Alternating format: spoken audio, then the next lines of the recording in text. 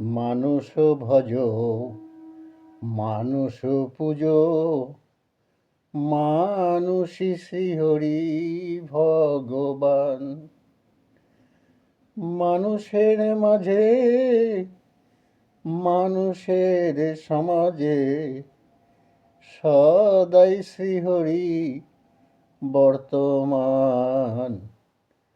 মানুষ ভজ, মানুষ পুজো, মানুষই শ্রীহরি ভগবান।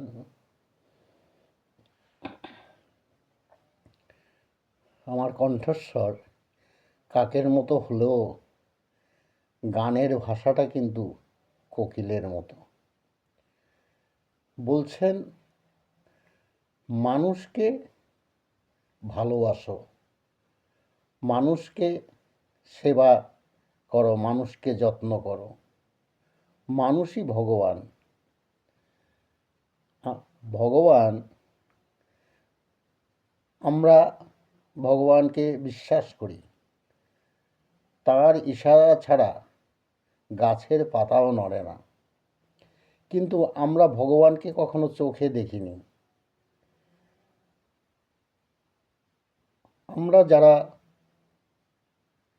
ভক্তি বিশ্বাস করি, প্রচণ্ড ভক্তি বিশ্বাস করি, তারা আংশিক অনুমান করতে পারি, কিন্তু আমরা চোখে কখনো দেখিনি যে ঈশ্বর ভগবান কোনো কানা খোড়া ল্যাংড়া এদেরকে হাত ধরে রাস্তা পার করে দিয়েছে।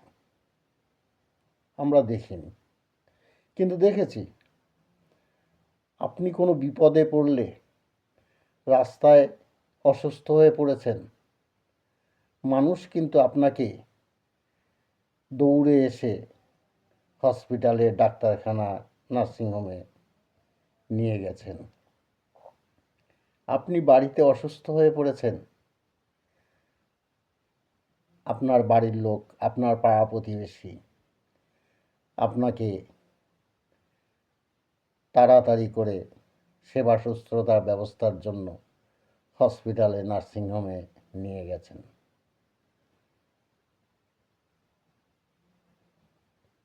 কিন্তু ঈশ্বরকে কখনো দেখিনি যে তিনি কাউকে নিয়ে গেছেন।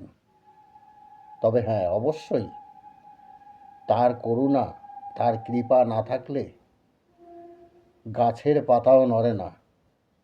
আপনাকে কোনো মানুষ নিয়ে যাবে না।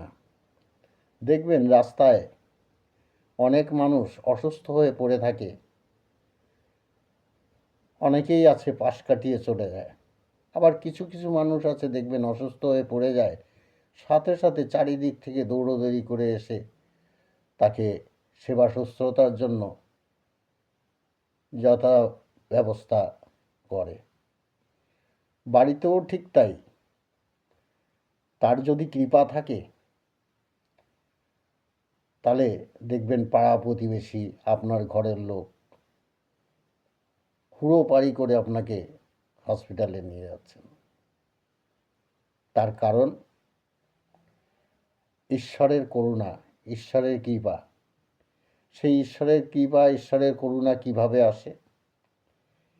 এই মানুষের যদি আপনি সেবা যত্ন ভালোবাসতে পারেন, তাহলেই বলছেন যত্র জীব তত্র শিব। জীবের মধ্যে নরনারায়ণ রূপী ঈশ্বর বিরাজমান।